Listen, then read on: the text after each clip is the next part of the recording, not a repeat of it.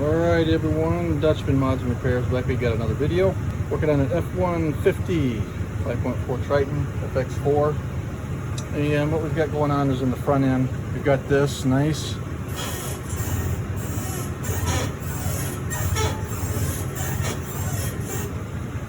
so we're going to get the truck up in the air, get the tires off the ground. We're going to take a look at a couple of things. One, you primarily hear this just going down the road, slow speed. Let's say like going through a drive-through. You can hear it when the truck moves suspension-wise a little bit. You get in and out, you get a little creak here and there, but primarily when you're steering, seems to be on both sides. We're going to look at the upper and lower ball joints. See if we've got anything seized up, rusted up, dried out, all that good stuff. So let's get to it. All right, so let's go over some obvious stuff here real quick. If you can see where my thumb is at right here, you can see that ball joint, the boot is separated. So other than the fact that that's been compromised, what I'm going to show you is a little trick for once you get the wheel up in the air, or you get that particular wheel up in the air. In this case, I have the whole front of the vehicle up on jack stands, but we're going to get a pry bar underneath the tire. Let me rotate this down. So we're going to get a pry bar down here, and we're going to pry up on the tire. And then what you should be able to see is you'll see the ball joint sleeve inside. You're going to see movement up and down, okay? And that squeaky noise is basically metal on metal. A lot of weight, a lot of pressure going on here with the suspension. So, you know, as things are moving along, instead of the lower ball joint being fixed with the control arm, there's movement from what's pressed into the control arm here and the internals of that ball joint, and you get the squeak. Okay, now that's not the only place where you can get a squeak. Sometimes it'll come from the outer tie rod ends.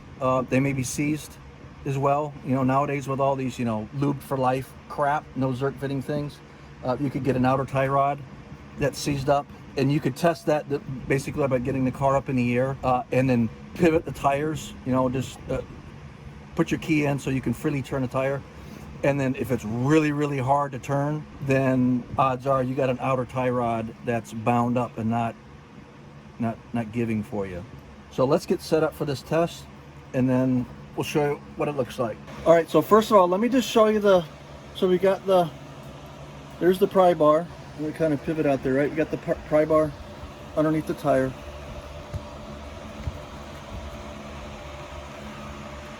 Get my ugly face out the way, and all we're going to do is just pry up and down. And what I want you to pay attention to is movement up in here. All right, so go ahead and pry up a little bit, and then down. Okay, a little faster. Okay, you see that movement up in here? So there's movement. Keep going. Let's see if I pull this boot down. Get my fingers out of the way. Keep going. Yes, and you'll see the internal sleeve pushing up and down inside there, and you should not have that. Okay, so that's a quick test. Well, maybe not so quick, but it's definitely one where you'll get a good reading on what's going on with your ball joint. So let's get into this. All right, so what we're going to do right now is I want to get in here with some PB Blast and everything, and like I said, I am going to get at the upper ball joint, but from what I've been able to find is that there is, and again, this may be just misinformation, I'm just telling you what I found, and what I'm then going to do is, instead of just a upper ball joint replacement, is I'm going to replace the whole control arm. I honestly could not find anything on YouTube where someone was actually replacing just the upper ball joint, and there may be a reason for that, and I could not find anyone yet to explain the reason why. I mean, I get the reason why. It looks like it's an all-in-one unit, kind of like pressed in there and then like crimped down in some fashion. But I don't, design-wise, I guess that's what I'm getting at. I don't know why they did that. But I'm going to get in here now with PB Blast. I'm going to hit, you know, all these bolts, everything up here. Even if I don't get at it, I know to do the upper control arm, I got to get the strut assembly out. So there's some, you know, 3 bolts up top there. Stuff over here. The sway bar link, I'm going to be replacing that, so I'll hit that. Outer tie rod. The bolt down here with the, I can't get it right there. I'm going to hit those all with PB Blast. get him. I should have done that like, you know, a week ago, like 3 or 4 times, but time got away from me, and we'll just have to deal with it. So let's get started on that. All right, so first things first, we've got everything kind of swooped down. Your socket of choice for most of the big stuff here is going to be 13/16. I'm not sure whether a 21 millimeter it might be a little bit too loose on some of those. I know 13/16 is real tight on the wheel lug nuts, but a 21 works like a dream. But the first thing we're going to do is we're going to get the brake caliper assembly off. We want to get all your brake line stuff here kind of separated off these little clips, so you got good freedom of movement with things.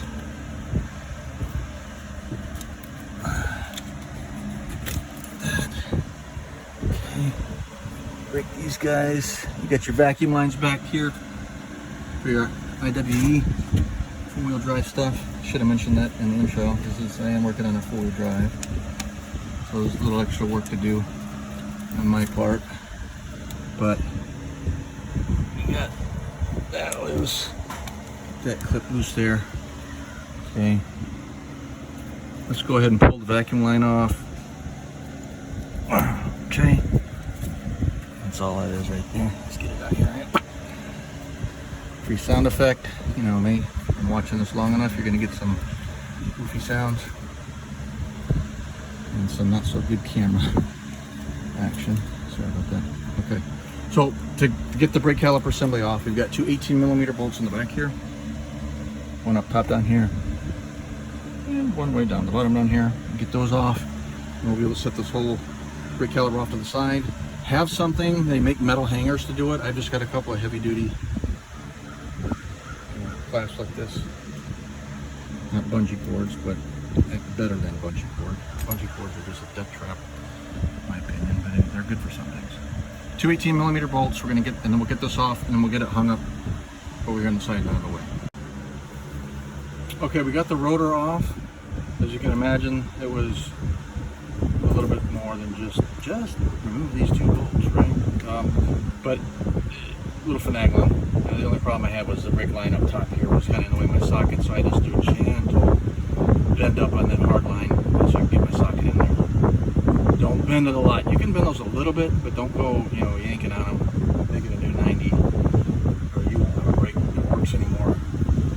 Got that out of the way. I'm not sure about the so the speed sensor line right here. There's a lot of play here, because eventually this whole the knuckle assembly is going to be like out of the way as we get at that lower ball joint, but we'll see how that goes. Okay, next thing we do is we want to get the cap off the center hub here, and behind there I believe is a 13 millimeter nut that holds the CV axle on. But let's get that loose. Let's get that out of the way and see what we got. All right, so it's not often I get action videos in here because I'm shooting this by myself and I don't have a bunch of fancy camera gear. We're gonna get the cap off. You can get a screwdriver, kind of manipulate it, you know, behind there. There we go. Nothing special on there. There's our 13 millimeter. That's not torqued down very tight. I thought I heard someone talk about like 25 foot-pounds or something like that, but we'll get to that when we're putting it back on. Right now, let's get it off. Okay, so that was a 13 millimeter nut. Was not on there. I used the impact, but I could have got that off probably with a wrench if I could have got in there, right? But it was not on there very tight. So you loosen that. Get your tire and your steering. Go unlock your steering. Get it turned over to the left as far as it goes, because we're going to go after loosening up this outer tie rod in here. Nut on there is a 13/16 with a snug fitting, and I just wanted to show you this because I talked about 13 versus 21 before. So if you have a worn 13/16, like that'll go down pretty good. If you had like a brand new nut on there, you know, there's a little bit of rust on there. So you have that, and then here's the 21, and just so you can kind of see, and it definitely is a looser fit. I'm actually going to try the 21 first, just because I want to. I'm not suggesting you do that, but we're going to give it a shot. It should work fine as long as that nut isn't too. If it's really on there tight, then I probably will come back to that 13/16 and quote encourage it on that nut a little bit more. Okay, so let's get this off. All right, so we're going to try doing this one-handed. This is my new tool. Got that yesterday along with my 4-jack. Those are tools, man. That's a tool I should have had years ago. Bottle jacks are fine, but man, these things here, the slide, get them right underneath there, and you're done. Especially with this FX4, it sits so high, frame-wise, it's a pain to even use a bottle jack to get up and then up on the jack stands. And you can even see like what I had to do to not have the jack stand, you know, all the way extended, which I do not like. But let's get this thing loose here. Again, this is with a 21 on there, okay? Oh, that's not tight. All right, there we go. Not too bad. Those threads actually look pretty good in there. So what I'm gonna do to get that off is I'm hoping I can either strike the side of this with a mallet or the top here, just to pop it down and get it off. But let me go find my mallet. All right, let's see what we can do with this guy. Well, that was sad. I mean, that wasn't even entertaining. Well, I apologize for that, man. Y'all were like, here, I set the camera up, and then when I don't have I just need to leave the camera running from now on, because that's like, everything's easy. When I shut the camera off to do this work, it's like a stinking pain in the butt. That thing there, I think I could have tapped it off with my fingernail. Well, anyhow, okay. It's loose. I'm done complaining with that. I'm happy, right? I'm gonna loosen that up and get that tie rod out of the way. Okay, so I just used a bungee cord to, yeah, and here's where you can use a bungee cord because there's nothing to this. Hopefully that's enough out of the way when I'm working on stuff down here. But next thing we want to do is we want to loosen up the upper ball joint nut. That's a 13/16 or /21 millimeter, whatever's your flavor. And I'm hoping I can get the impact in there. I really don't want to, because my forearm I hurt my forearm in the gym about 2 weeks ago, my right forearm, and I'm right-handed, and it's killing me today, which is not making this job fun, but whatever. Stuff's got to get done, right? You just kind of man through it. But I'm hoping I can use my impact on that. If not, I'll get my big breaker bar out, put the socket on there, and get that out there. So let's do this. Okay, not exactly a blooper moment, but let me hit the rewind here, okay? Because you do not want to take the tie rod completely off, because you're going to want that, or you need additional leverage, because when you start turning on your upper ball joint nut here, the whole knuckle's going to want to pivot on you. And so I just went and I just put it back on, and it's really, oh crap, that hurt. It's only on finger tight, okay? And I already loosened the top, but I went with my 21 millimeter. And it doesn't pivot on you, so, but I'm gonna leave all that original footage in there. Okay, just being transparent here. Okay, so when you get the upper ball joint nut loose, just leave it on a few turns, because you're gonna want that, for safety, in case, you know, as you get things loose down here, you got something kind of catch this. So this is not like, you don't want this like falling in your lap, on your toes or anything like that. So just keep that in mind. The next thing that I want to do is I want to look at this speed sensor line. Some guys say to remove it, and I get what they're saying. It's right. You see those little tabs right there?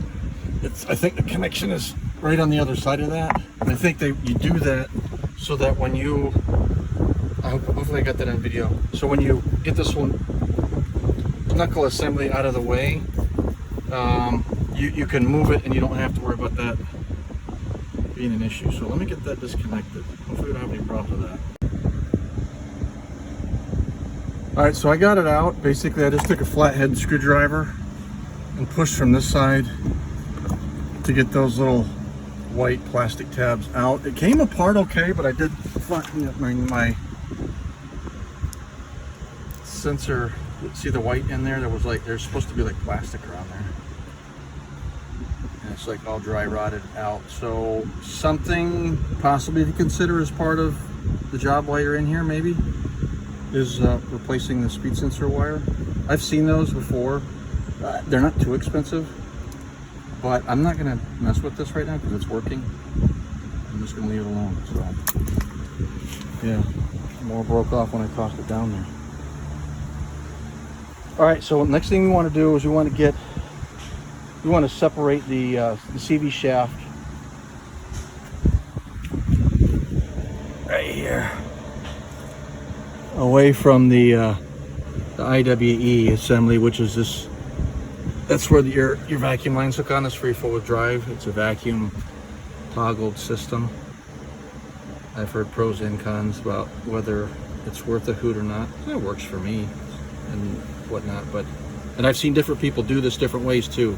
Some people just take the upper control arm completely loose, and they're able to push that CV axle through with the IWE on. Some people take the IWE off, clean everything up.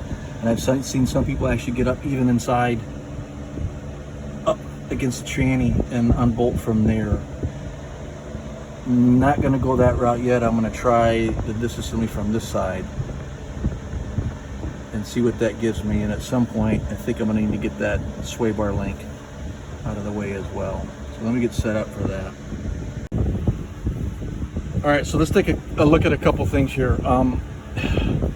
And I don't have video on it just because I got in the heat of the moment, right? When I was taking off the upper control arm, not the upper control arm, the upper ball joint, not there, it kind of got bound up in the upper part of the knuckle here. I had to get my floor jack over here, and I kind of got under and lifted up just enough to take a little bit of the pressure off of here while I loosen up the nut. And sometimes you got to finagle that around, kind of push things and manipulate, because once this sleeve comes out of it, it's pressed in, it's not a spindle, I'm not sure what they would refer to it as in the upper control arm, but basically it's kind of like a spindle seat. That tension comes out, that can rotate. See, I can just turn it with my hand.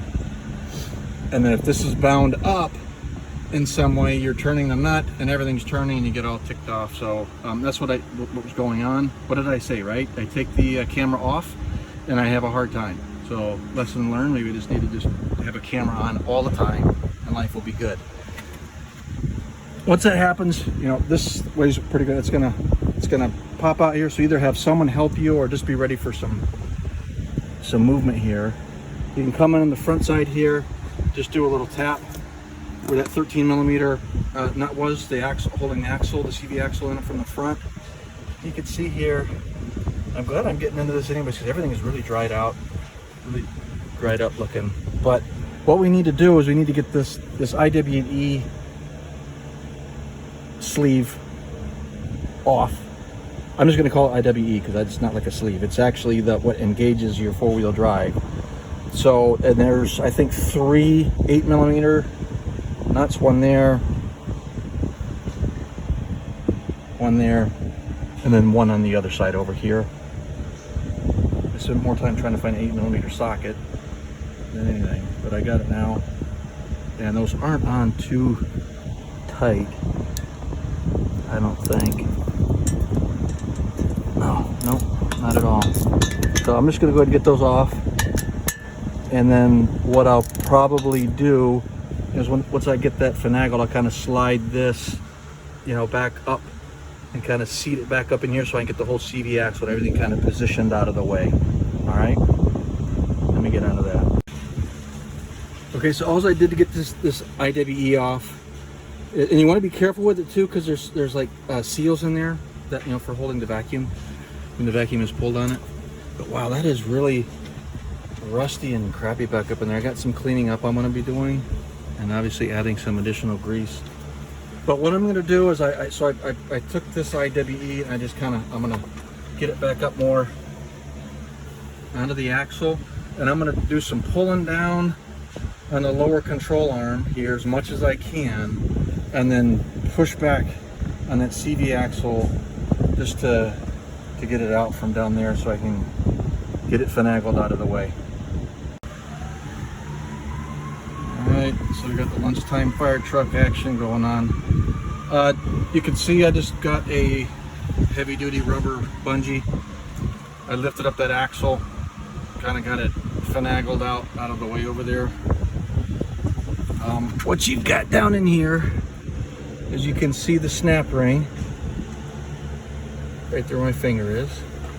I'm gonna get probably a flat tip in there if I can, and kind of just bump it around. So if there's any rust that's built up, that's kind of seasoning in there, and I'll probably hit it with a little bit of PB Blast. And anyways, I'm gonna hit that with a hammer, kind of just knock it back and forth a little bit, and then I'll get my snap ring tool and get that off, because this is the puppy we're after right here. And quite honestly, up to this point, it's been all fun and games, and of course I'm getting all excited with myself. We still got to get this lower ball joint nut off and actually get the knuckle out of the way. Old Dutch is I'm getting too excited, right? And slow down. So hit the pause on that C-ring crap. Let's get down here to what's really going to be fun, right? All right, as a reference, this lower ball joint nut isn't a 13, 16 or a 21. It's a 24 in my truck. I've already broke it loose. I had to get my 3/4 inch breaker bar out, and I could have done it with a 1/2 inch. I thought it was going to be much more difficult than what I thought it was. I couldn't get my impact on it because of the distance here to the ground, and that strut's pushing down like Hercules on there. So anyways, it broke loose. It's a 24 millimeter. I'll finish it up with the 1/2 inch dry socket or ratchet, and but I'm gonna leave a few threads on there again, because we got a lot of weight here. We don't want this to come crashing down, hurt myself or anything like that. So let me get that done. All right, so while I'm right here, I want to show you something. So this is a southern vehicle, right? You guys, and everyone who has vehicles up north, you have it much worse than what I do, as far as like the conditions of some of these threads. I mean, rust just gets in everything with the salt on the road and whatnot during the winter. But something I wanted to show here is, you can see these are really nice looking threads, and you can see the bottom here. They're a little crapped up in there, but not too bad. But what I have seen some people do, and I think it's actually a great idea, I never really thought of it before, is once they get this loose, they'll pop a little PB Blast on there, and they'll run that nut up and down a few times, and just use the nut itself to actually kind of clean up the threads, and then bring it down and hit it with the wire brush. So I thought that's a pretty good idea, but I'm just going to put this on a few threads here, because I'm getting ready to, I'm hoping everything's come loose pretty good for me. You can get a ball joint separator tool, and I actually did get one just in case. I got a loaner tool from one of the box stores. But what I'm going to try and do is I'm going to pivot this. I'm going to lift the knuckle up, and I'm going to strike down here with my 3-pound mallet. I'm hoping that's going to be enough just to knock that right off the spindle in there. All right, I'm going to try to get this on video too. All right, so we got the nut on, a few threads here.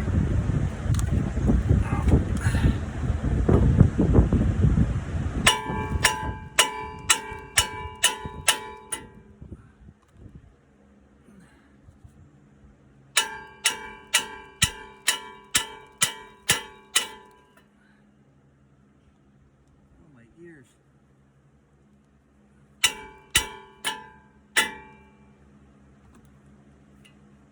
Well, yeah, be careful what you're doing. Don't be like a dingbat like me. Bend one of your IWE bolts.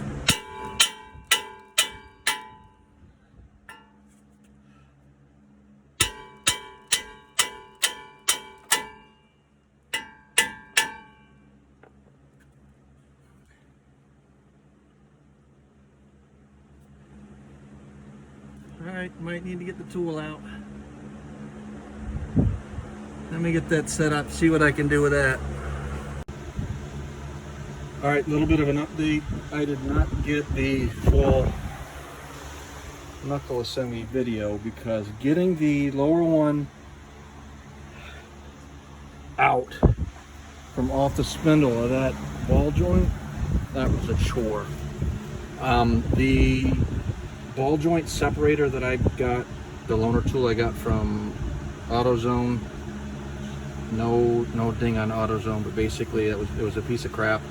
Didn't work, didn't have enough you know, width on it to actually get in and get on the bottom side of the nut here, plus forked in underneath to separate them. So what I ended up doing is when that yoke or control arm assembly, not control arm assembly, geez, now I'm all screwed up here. The whole knuckle assembly was on here.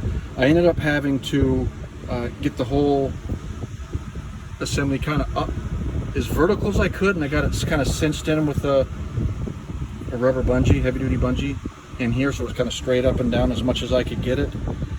And then I used a punch and my 3-pound maul, and I just went around both sides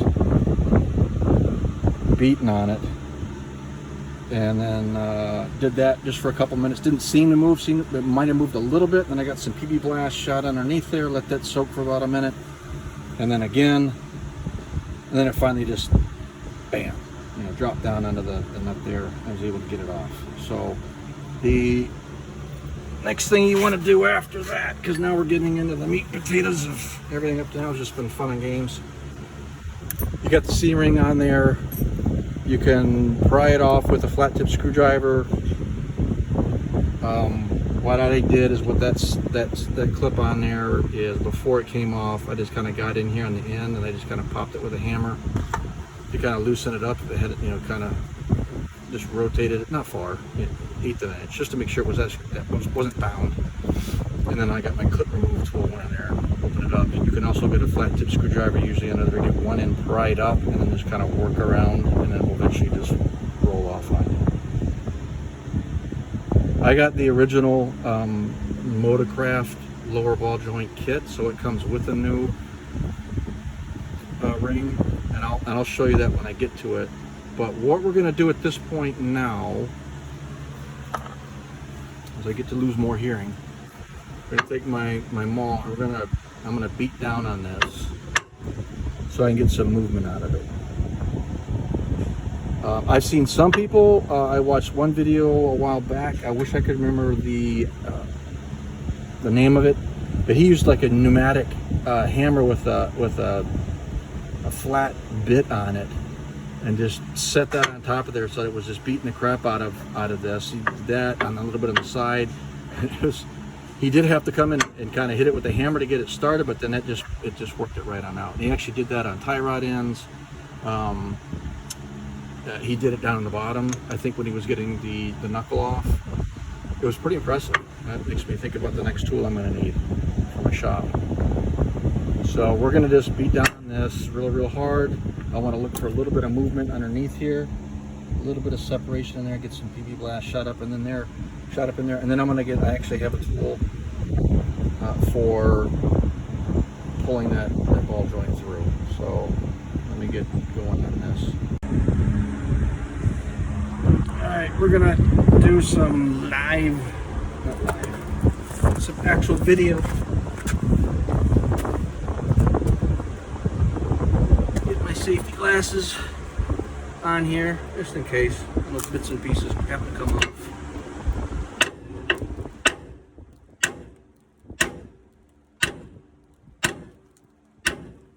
Oh hey, while I'm doing this, before I get started, I wanted to show you something. You see this? Shouldn't be doing that.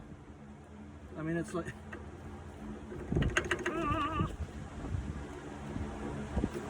That's what's wrong, right? That's what you don't see with the weight of the vehicle. And with the weight of the vehicle on it, it's kind of pressed up in there.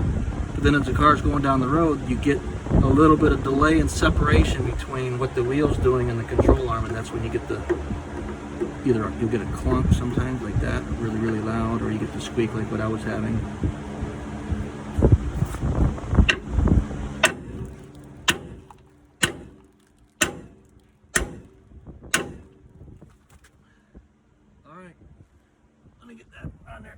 can see.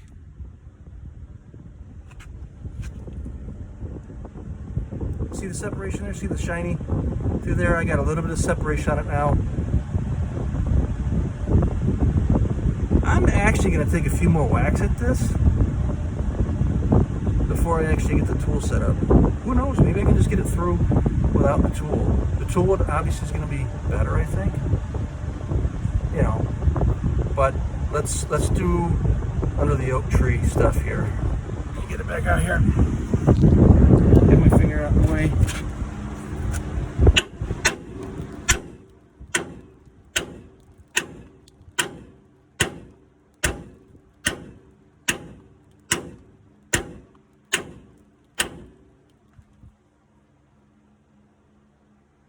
Well, I think we're about as far as we can go with the oak tree hammering stuff. So let me get my tool set up. All right, so here's the way I have this one set up. Let me show the kit I'm using. Upside down. Astro 7897. Got all that crap in there. For the bottom, I could not. This is all I could find that was close enough to get around and over the ball joint and rest on the outer port of the over the ball joint, not pressing up against it, and then resting against the control arm with this up on the top.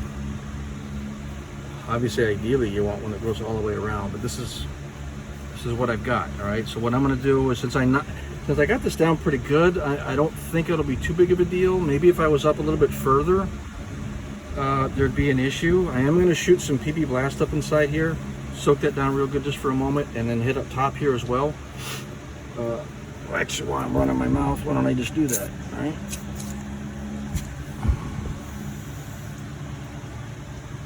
Get that crap down in there.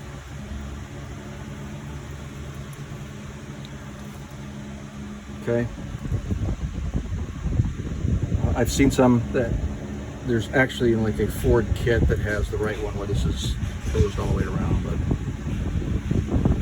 let me get, I'm not sure what size socket that is up there. It's a pretty good size, but I'll get that set up. I'll let you know what it is, and then I'm gonna try just with a ratchet first to see what kind of resistance I got. If it's a lot, then I'll use my impact. Let me get that all set up. Okay, so for me, that's a 7/8 up here, and basically I've already taken a couple turns on this, and it's rotated this clamp all the way around, you know, to this point here to give me a good leverage point. It's not going to go anywhere, and I'm going to have to use. I tried just my regular 1/2 inch, just ratchet, and it's a little too much for me with my arm the way it is right now. So I'm going to get my big breaker bar out and use that. And I'm going to try and set this up so you guys get a fairly good picture of what's going on. Bear with me here. All right, let's see what we got.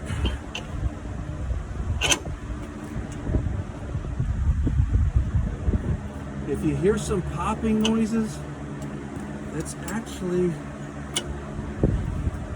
that. Yeah, that's that ball joint popping down, right? Because there is an adhesive in there, some kind of Loctite crap, whatever. But it is also a very tight fitting. It's a no joke thing.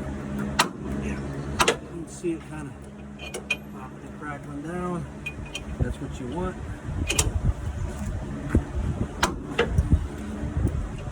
I'll go a few more and I might be able to get my ratchet on here, or even the impact.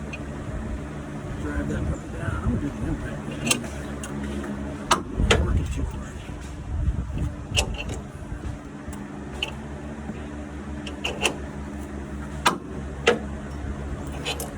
Let's throw the impact down there. Let's see what Hercules does. Hold on one sec, because it's holding up my phone right now. All right.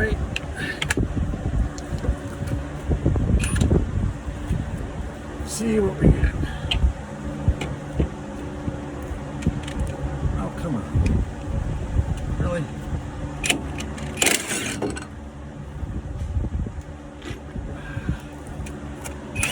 That's what happens when you have it on. Ugh. When you have it on loose and not tight. When you do this as well, make sure you're as straight up and down as you can be on that. Get this upper controller out of the way just for a second.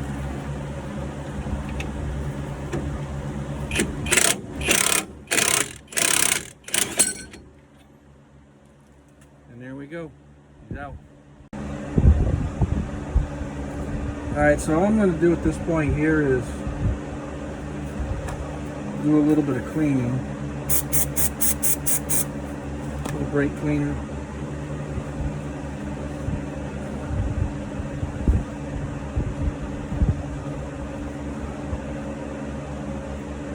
You shouldn't have any, but let's say for example you had a really bad lower ball joint, and let's say for some reason that you actually had movement in this sleeve area here and you had gouges.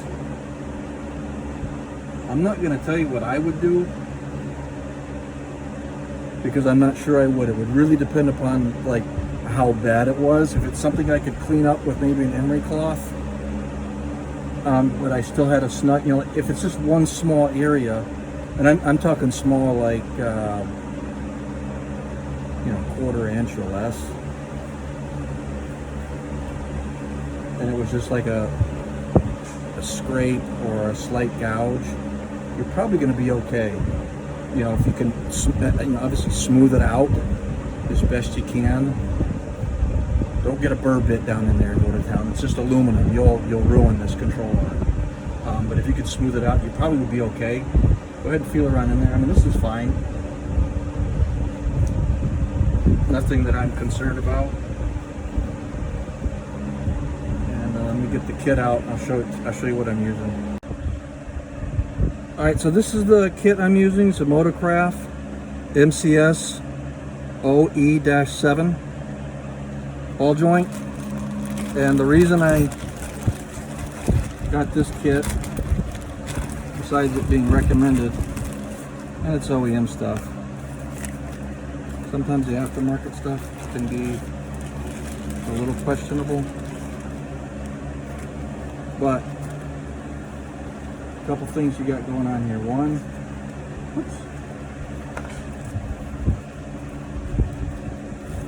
What the heck are those little 2 pieces of cardboard for? First I thought they were like little small pieces of sandpaper or something.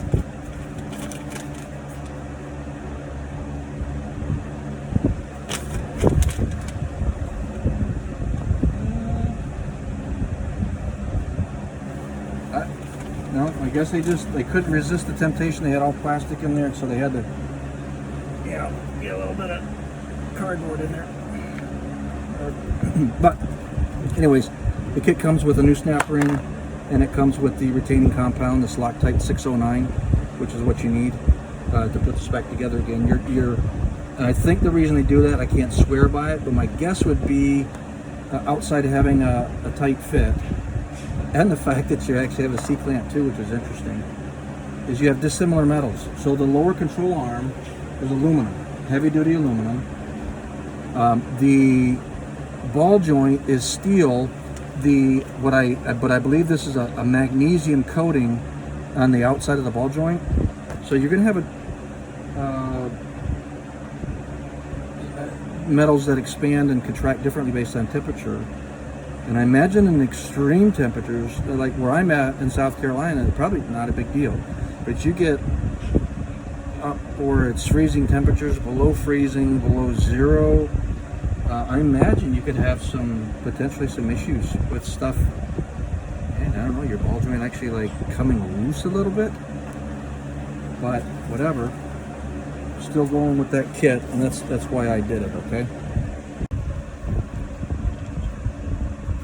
The one thing the stupid kit didn't come with, I say stupid now just because I'm like, really? You did everything else but this? Probably saved $2 is the nut, so you'll need to use the old nut on this when you install the new one here. So let me just tell you what we're going to be doing here as we get into this. We're going to take that Loctite and we're going to get it coated all on the inside there, and then we're also going to coat all around the base, you know, in here, all the way around 360 degrees, that part that slides up in there, as we you know, press it up inside there. So that's what we're going to be getting set up for now. Let me get all that going. I'm not going to show you me putting the Loctite on, but we will show the pressing action, okay? So let me get back to the point of the nut here. So in the kit, one of the last lines in the kit says, be sure to always use a brand new nut when installing the ball joint, and yet they don't provide it for you in the kit. I'm just going to leave that out there, let that hang in the air, because I've got some thoughts right now about that yeah, we'll just let it hang out there. Alright, let's start getting this back in here. We're going to put some of this Loctite stuff on here.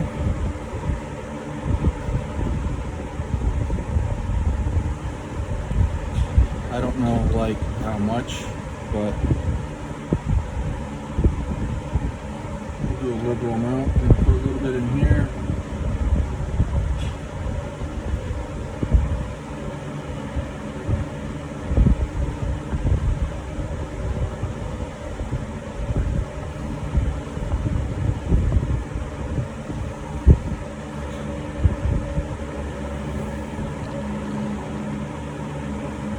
Phone is tilting on me.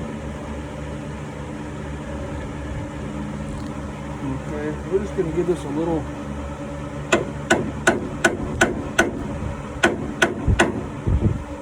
tap up in there to get it started. Come on, phone. Getting a pain in the butt.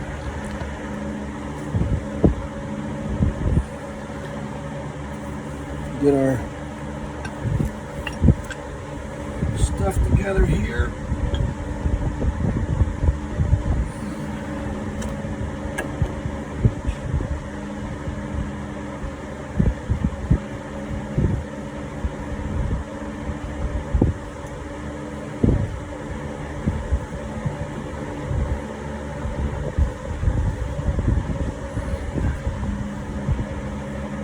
This is gonna get it back over here again.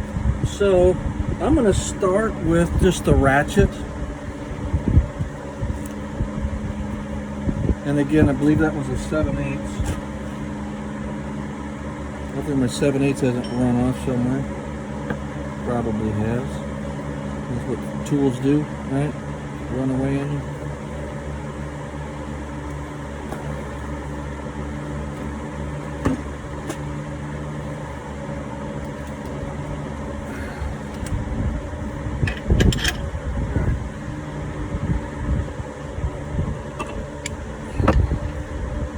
You want to make sure this is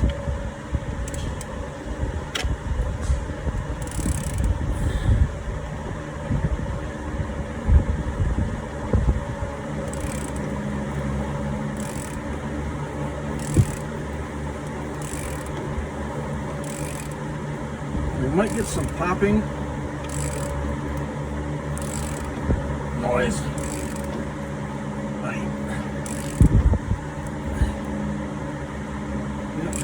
Good. I gotta get my breaker bar out here. Woo.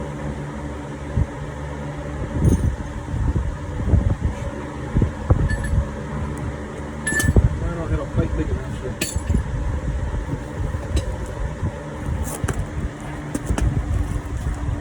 We might get some popping as this seats in. There we go.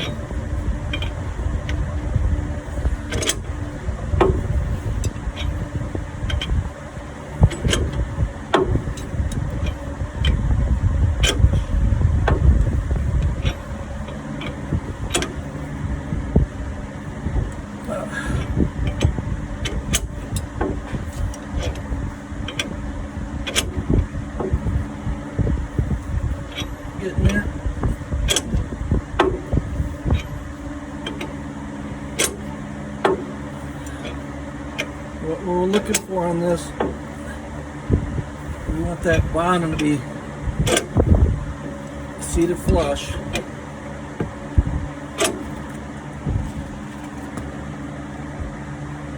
We're about there.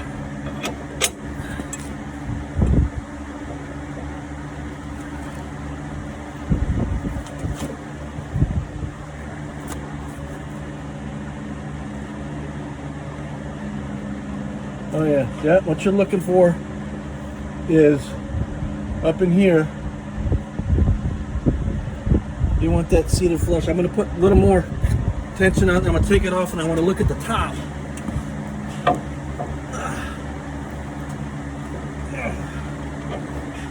Okay, now I'm going to loosen it.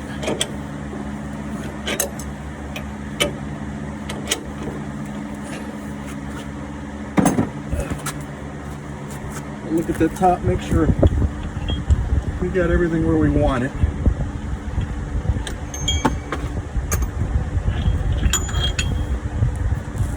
By the way, this is what I use. So I use this guy here on the bottom, and then for the top I had a small ring like this setting up there with a little adapter piece over the top. Okay, and yep, let me bring it in here so you can see.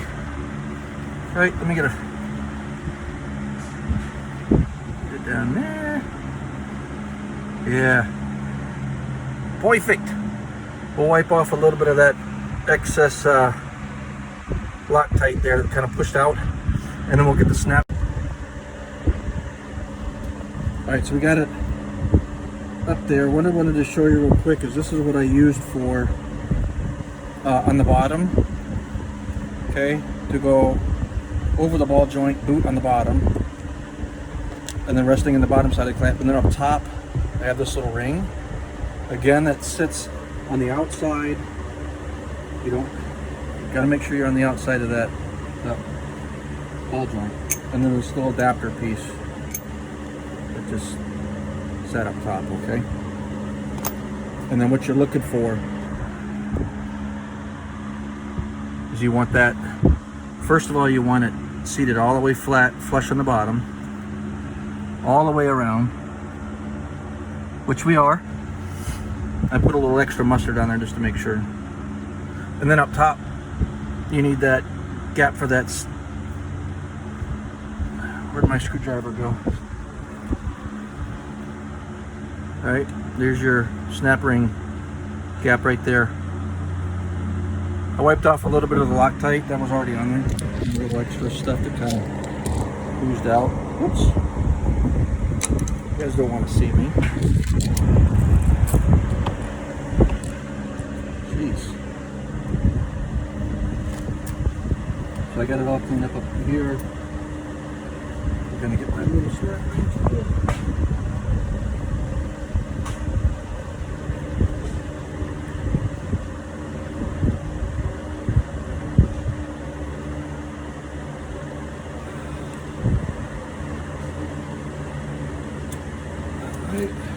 Hello. Down in there, boy. Alright, and what we're going to do is I'm going to make sure that snap ring is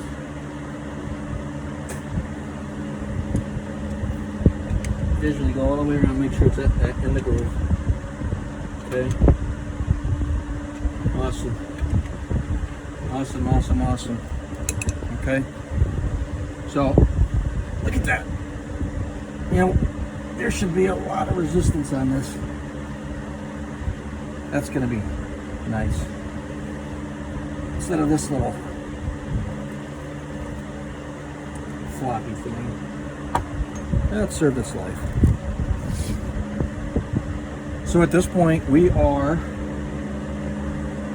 ready to put things back together again, but I am going to do some cleaning up on the CV axle, do a little bit of wiping down on things, get some fresh grease on stuff, before we put that all together again. But yeah, that's at least the removal and reinstall of that lower ball joint.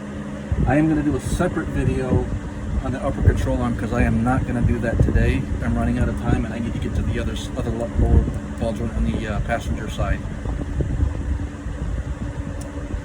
So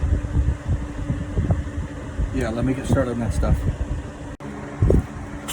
Alright, now comes the fun part. Putting it all back together again. So I've got my the knuckle with the wheel hub, all of that. Got it all cleaned up, re-greased, all that good stuff. Now I've got to He-Man this thing up in here and try and get this lower ball joint nut started to kind of hang this thing in place.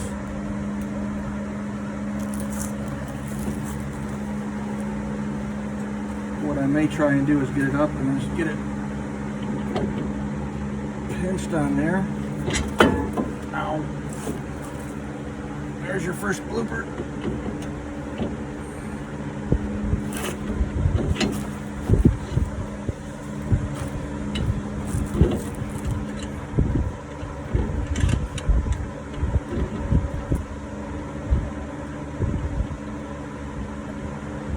Whew.